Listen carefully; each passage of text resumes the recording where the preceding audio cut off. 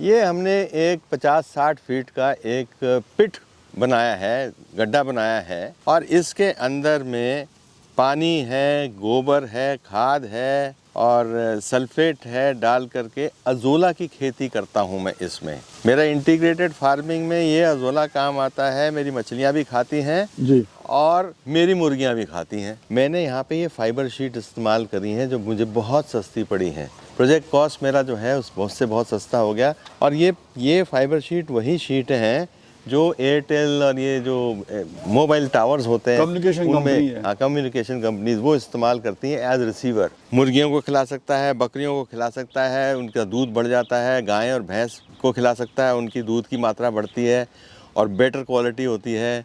और मुर्गियों को हम लोग दे सकते हैं। ये जानवरों के लिए सुपर फूड है। किसान भाइयों, आज जिस फार्म पे मैं आपको ले गया हूँ ये इंटीग्रेटेड फार्मिंग मॉडल का एक बेहतरीन नमूना है। यहाँ पर बहुत सारी चीज़ें एक साथ करी हुई हैं, जैसे यहाँ पर सब्जी की हुई है, खेती करी हुई है, मछली करी हुई है, मुर्गी की हुई है और साथ यहाँ पर अंडे का उत्पादन लिया जा रहा है और साथ में अजोला भी यहाँ पर करा जा रहा है। दोस्तों, इंटीग्रेटेड फार्मिंग मॉडल एक ऐसा मॉडल होता है जहाँ पर आप कम जगह में और साथ ही एक ही छत के नीचे बहुत सारी चीज़ें कर सकते हैं। ये एक दूसरे की पूरक होती है, यानी इसकी फीड वो खाती है, उसकी फीड वो खाती है। इस तरह से एक दूसरे की पूर्ति होती है, साथ ही कॉस्टिंग की भी बचत होती है। और साथ ही आपको मिलाएंगे फौजी साहब से, जिन्होंने देश सेवा के बाद में इस तरह के काम की शुरुआत करी और यहाँ पर ज़मीन लीज पर लेकर इस तरह का मॉडल की स्थापना करी। तो चलिए शुरू करते हैं आपकी वीडियो और सीधे मिलाते हैं आपको फौजी साहब से। नमस्कार। नमस्कार जी, आपका बहुत बहुत स्वागत है हमारे फार्म पर। कैसे हैं सर? बढ़िया, थैंक यू। अपना सर और अपने इस फार्म का थोड़ा सा एक इंट्रोडक्शन दे दीजिए, कहाँ पर है फार्म है आपका? ये मेरठ में आउटस्कर्ट्स में एक गांव है मुजफ्फरनगर सैनी। हम इस वक्त मुजफ्फरनगर सैनी गांव के आसपास के खेतों में खड़े हैं और यहाँ पर हमारा 6 एकड़ का ये फार्म है जिसका नाम है शैलेंद्र फार्म के नाम से जाना जाता है, जहाँ मछली पालन होता है और देसी मुर्गियों के अंडों का काम होता है। इंटीग्रेटेड फार्मिंग का मेरा ये यानी एक से एक जुड़ा हुआ है। जी हाँ, इंटीग्रेटेड फार्मिंग जो एक प्रोजेक्ट से दूसरा प्रोजेक्ट जिसको हम जोड़ते हैं इन हाउस सभी चीज़ों को ले करके। एक ही छत के नीचे सारी चीज़ें आ जाती हैं। जी हाँ, जी और हाँ। खर्चा भी इसमें कम आता है क्योंकि एक दूसरे की पूर्ति होती है इससे। बिल्कुल सही कह रहे हो कि इसमें ये नहीं कहूँगा मैं कि मैं लाखों कमा रहा हूँ या कोई कमा सकता है लाखों। यही चीज़ें हैं, छोटी छोटी चीज़ें हैं जो आपके खर्चे कम कर देती है और लॉन्गर रन में हो सकता है 4 पैसे आपको बच जाएं और वही आपकी कमाई होती है। अच्छा सर, इससे पहले आप क्या कर रहे थे स्टार्टिंग से अगर जाने आपकी जर्नी तो? अच्छा, मैं स्टडी के बाद में तो मैं अपना फ़ौज में चला गया था और as an officer short service से मैंने ज्वाइन की थी आर्मी जी। आर्मी से 7 साल की सर्विस के बाद में मैंने रिज़ाइन कर दिया था। घर के हालातों की वजह से जी। कुछ मतलब माँ बाप की परेशानियाँ थी और वो अकेले थे, उन्हें अपने एक औलाद को अपने पास रखने की ज़रूरत थी। तो मैं और मेरी बीवी अपना फ़ौज छोड़ करके हम लोग वापस, आखिरी पोस्टिंग मेरी कश्मीर में थी, वहाँ से मैं वापस मेरठ 92 में आ गया था। अच्छा, मैडम भी सर फौज में थी? नहीं, मैडम तो मेरे साथ ही रहती थी। ओके। तो मैंने एक अपना व्यवसाय शुरू किया, बार खोला, रेस्टोरेंट खोला यानी और आउटडोर केटरिंग। यानी फौज के रिटायरमेंट के बाद भी आप खाली नहीं बैठे? नहीं, खाली कुछ नहीं ना कुछ आप करते रहे? बिल्कुल, थ्रू आउट करते रहा। 30 साल 35 साल से अभी भी मैं उस व्यवसाय से, उस पैशन से अपने जुड़ा हुआ हूँ। तो उसी से रिलेटेड अगर आप देख रहे होगे, मैंने यहाँ पे भी उसी तरह का ही काम बनाया हुआ है, जचाया हुआ है। अच्छा सर, देखेंगे, चलेंगे, दिखाएंगे भी दर्शकों को क्या क्या आपने यहाँ किया हुआ है। बिल्कुल बिल्कुल। चलते हैं सर। हाँ सर, पहले तो ये हमें बताइए, ये आपने क्या सिस्टम यहाँ किया हुआ है? बांस आपने लगाए हुए हैं और ये जिस तरह से एक पुल बना रखा है आपने, इस तरह का कुछ सिस्टम यहाँ पे किया हुआ है? ये हमने एक 50-60 फीट का एक पिट बनाया है, गड्ढा बनाया है और इसके अंदर में पानी है, गोबर है, खाद है और सल्फेट है डाल करके अजोला की खेती करता हूँ मैं इसमें। मेरा इंटीग्रेटेड फार्मिंग में ये अजोला काम आता है। मेरी मछलियाँ भी खाती हैं जी और मेरी मुर्गियाँ भी खाती हैं। ये आपने फार्म बनाया हुआ है मुर्गियों का? जी हाँ। आइए सर, तो इससे सर अपना जो फीड कॉस्ट है वो भी बच जाती है अजोला खिलाने से? बहुत बचती है। फीड कॉस्ट, एक टाइम का दाना देता हूँ मैं, समझो 50% हो गई और बाकी अजोला है, जेई है, बर्फी घास है, मेथी है, ये सभी कुछ आपने यहाँ पे किया हुआ है? हाँ, ये एक तरह से फ्री रेंज का खाना मैं इनको ज़्यादा देता हूँ। अच्छा सर, ये आपका अभी देसी मुर्गी फार्म की तरफ हम लोग जा रहे हैं अभी, जी। तो यहाँ से शुरुआत है सर। ये क्या चीज़ हम देख रहे हैं सर? ये फर्स्ट टाइम देखा है इस तरह का हाँ, सिस्टम। ये मैंने अपने लोग अक्सर जो है जालियाँ लगा देते हैं बड़ी बड़ी, या फिर कुछ ऐसा बनाते हैं कि थोड़ा इन्वेस्टमेंट भी ज़्यादा हो जाता है? नहीं, बिल्कुल सही क्वेश्चन किया आपने। सवाल आपका बिल्कुल वाजिब है। मैं अपनी कई वीडियोस में पहले भी बता चुका हूं और दर्शकों को भी बताना चाहूँगा कि एक बहुत सस्ता प्रोजेक्ट आप खड़ा कर सकते हो। इतना बड़ा 3,000 स्क्वायर फीट का ये मेरा वो है, मुर्गियों का दड़बा है।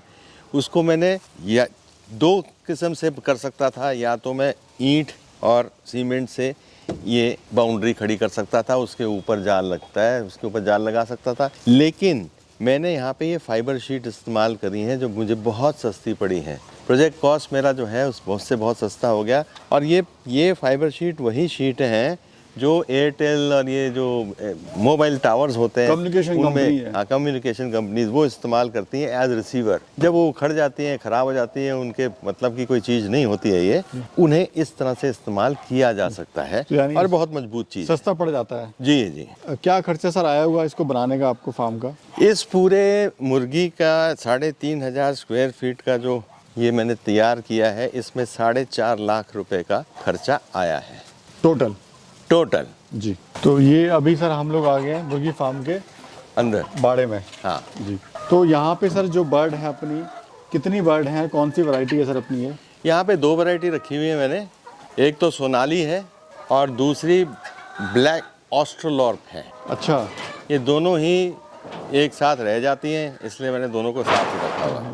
अच्छा सर, अभी हम देख रहे हैं आपके फार्म पे जो है ये गोल गोल आपने बना रखा है। क्या चीज़ आपने बनाई हुई है सर ये? देखिए, पहले तो मैं आपको बताऊं कि ये पूरा जो दबड़ा है हमारा, ये मैंने 2 हिस्से में कर रखा है। एक आधा हिस्सा उधर है, आधा हिस्सा इधर है। जब हम चूजे लाते हैं तो ये जगहें जो हैं, ये जो राउंड से आपको नज़र आ रही है मेटल शीट लगी हुई है, इनमें चूज़ों की ब्रूडिंग करते हैं। जब चूज़ों की ब्रूडिंग इनमें हो रही होती है तो बाकी मुर्गियों को हम, बड़ी मुर्गियों को उस दूसरे हाफ में भेज देते हैं और छोड़ देते हैं। उनकी देखभाल वहाँ होती है और जो चूजे होते हैं उनकी ब्रूडिंग यहाँ होती है जी। ये इसीलिए बनाया गया है। और ये पूरा सर एरिया कितना है आपके शेड का? ये 3,500 स्क्वायर फीट है बनाया हुआ है ये। जी। अच्छा, जैसे सर अभी हम देख रहे हैं जो मुर्गियां हैं आपकी, हाँ। ये हरा जो आपने डाला, जो खेत का आपका वेस्टेज आया, जैसे आपका अजोला हो गई या पत्ते हो गए, वो यहाँ पे खा रही हैं। बिल्कुल, वो यही खा रही हैं। ज़्यादातर इनकी डाइट हम यही रखते हैं। ये है फ्री रेंज की डाइट है।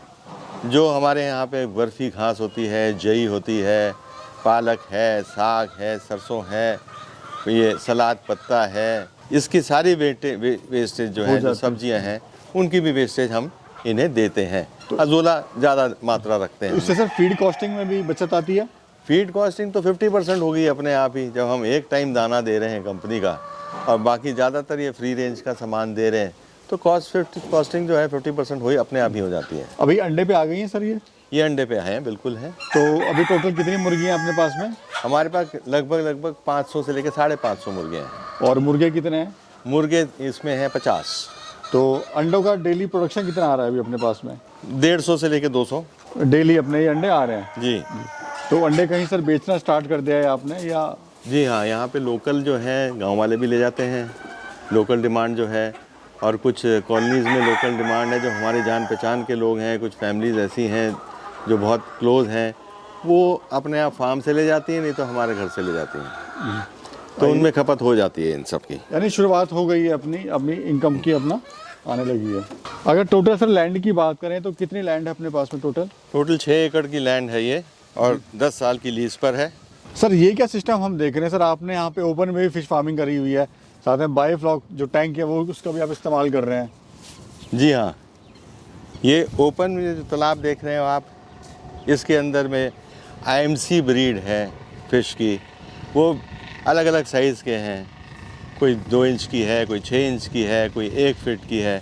तो अपने रिक्वायरमेंट के हिसाब से मछुआरे यहाँ से ले जाते हैं, बड़े डैम वाले ले जाते हैं, छोटे बड़े तालाब वाले ले जाते हैं, हम उनको दे देते हैं जो भी साइज़ उनको चाहिए। कैटेगरी और ब्रीड जो है वो है IMC, इंडियन मेजर कार्प, जिसमें राहू होती है, कतला होती है, ब्रिगेड है, गोल्डन है, सिल्वर कार्प है। वैरायटी ऑफ द फिश है ये वैरायटी है। अच्छा सर, और अब ये देख रहे हैं आप, ये बायोफ्लॉक टैंक है। वैसे ये बायोफ्लॉक के लिए मैंने बनाए थे, लेकिन अभी इनका इस्तेमाल फ़िलहाल जो है मैं अजोला की खेती के लिए कर रहा हूँ। अजोला एक ऐसी इकाई है, ये मेरे इंटीग्रेटेड फार्मिंग में ये दाने का काम करती है, मुर्गियों के लिए भी और मछलियों के लिए अच्छा। भी। इनमें प्रोटीन वैल्यू सबसे ज़्यादा होती है और ये मतलब वंडर फूड में की कैटेगरी में आती है जानवरों के लिए। यानी हमारा जो फार्मर है वो अजोला का पालन करके उनको खिला सकता है मुर्गियों को। मुर्गियों को खिला सकता है, बकरियों को खिला सकता है, उनका दूध बढ़ जाता है, गाय और भैंस को खिला सकता है, उनकी दूध की मात्रा बढ़ती है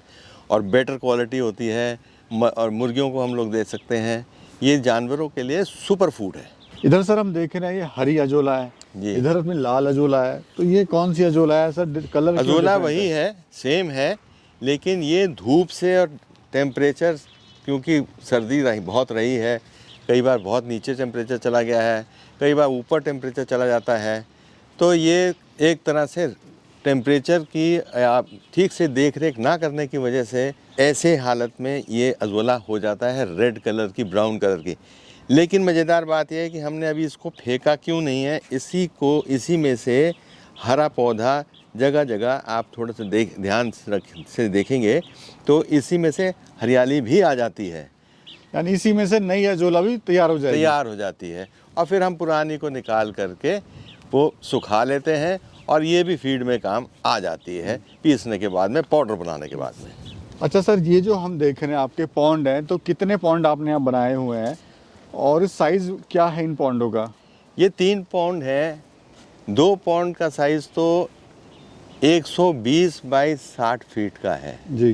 तो 120 बाई 60 फीट के ये 2 पॉन्ड हैं और ये दोनों को मिला करके 1 पॉन्ड जो तीसरा है, ये दोनों के बराबर का वो तीसरा है। यानी 3 पॉन्ड हैं आपके। 3 टोटल पॉन्ड है। अभी सर इसमें मछली है क्या?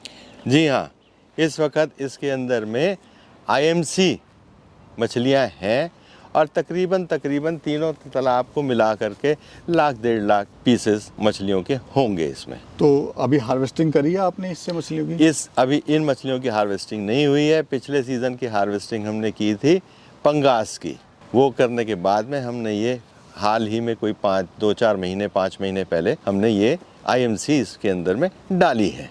सर आपको ये विचार कैसे आया? आपने मछली भी करी हुई है, मुर्गी भी, कहाँ देखा आपने और कैसे आपने ये मन बनाया कि, क्योंकि आजकल का ट्रेंड ये चला हुआ है कि एक दूसरे की पूर्ति वाला कोई ऐसा फार्मिंग मॉडल पेश किया जाए जिससे बचत हो आप किसान भाइयों को। आप ये भी सही पूछा आपने। ये आइडिया मुझे तो बायोफ्लॉक का आया था। सरकारी स्कीम के बारे में जानकारी जब प्राप्त हुई और मेरा एक दोस्त है सहारनपुर में, क्लास फेलो है मिस्टर पुंडीर, वो इस काम को पहले ही कर रहे थे, 1 साल पहले मुझसे कर रहे थे।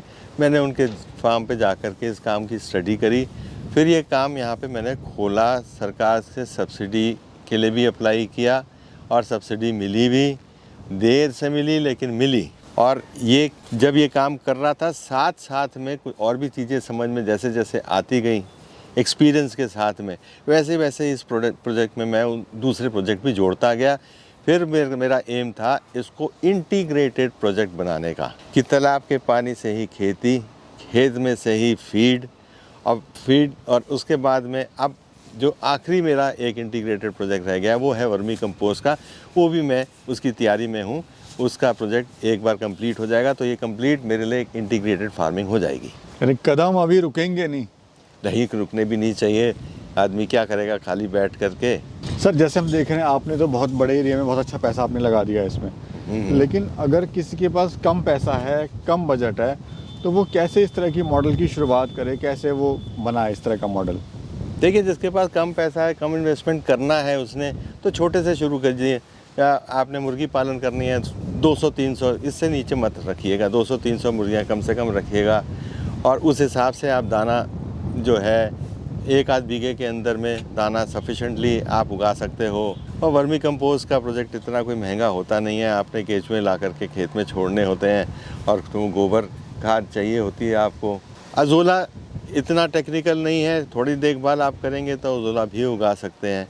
तो आप इस लेवल से भी शुरू कर सकते हो, इसमें कोई ज़्यादा खर्चा नहीं है। पॉन्ड आपने बड़े बना दिए, छोटे बना ले? हाँ, आप छोटे बना लें, लेकिन छोटे बनाने का कोई फ़ायदा नहीं है। छोटे बनाने का उसमें मछलियों की ग्रोथ नहीं होगी, तो ये इसमें इन्वेस्टमेंट ज़्यादा लगेगी। तो मैं ये एडवाइस नहीं करूँगा अपने किसान भाइयों को कि आप इतना बड़ा प्रोजेक्ट लगाएं। अच्छा, आपके हिसाब से सर बेस्ट कौन सा लगा? जैसे आपने मछली भी करी हुई है, मुर्गी भी करी है, अजोला भी है, सब्जियां भी करी आपने ऑर्गेनिक, तो बेस्ट आपका कौन सा सिस्टम लगा इसमें? मेरे को तो दोनों ही पसंद आए हैं। मेरे ये तालाब की मछलियाँ पसंद आई हैं। बायोफ्लॉक पे तो मैं इतना नहीं ज़्यादा यकीन रख रहा हूँ, लेकिन हाँ ये है कि इसका मछली का प्रोजेक्ट अच्छा है, तालाब वाली मछलियों का प्रोजेक्ट अच्छा है, और मेरी देसी मुर्गियों का प्रोजेक्ट अच्छा है। जी जी जी। आइए सर। अभी सर आपकी जो प्लानिंग हम देख रहे हैं, आपने एक रेस्टोरेंट भी छोटा सा ओपन यहाँ पे कर लिया है, तो उसकी भी तैयारी चल रही है।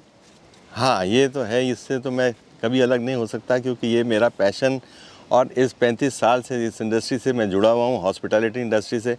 तो क्योंकि फार्म मेरे को अच्छा, बड़ा अच्छा माहौल मेरे को यहाँ पे लगा। साथ में एक क्रिकेट स्टेडियम बन गया है जहाँ पे कम से कम 200 बच्चा रोज़ आता है। तो मैंने एक छोटा सा एक रिफ़्रेशमेंट सेंटर यहाँ पे खोलने का वो प्रोग्राम बनाया और खोल दिया। जगह और उससे सुंदर भी हो गई और फुटफॉल भी बढ़ेगा। आने वाले टाइम में वहाँ से भी इनकम जनरेट हो जाएगी। तो सर कैसा लग रहा है, अभी ज़िंदगी कैसी चल रही है? बड़ी मस्त चल रही है। अगर इतनी अच्छी हवा, आबो हवा में हम जी रहे हैं, इतनी ग्रीनरी है, आपकी एक्सरसाइज, चलना फिरना सब कुछ हो जाता है। शाम तक आदमी थक करके अपना सो जाता है। अच्छी नींद आ जाती है, सुबह जल्दी उठ जाते हैं। तो ज़िंदगी बहुत अच्छी है, खूबसूरत है, पॉल्यूशन फ्री एटमॉस्फेयर है।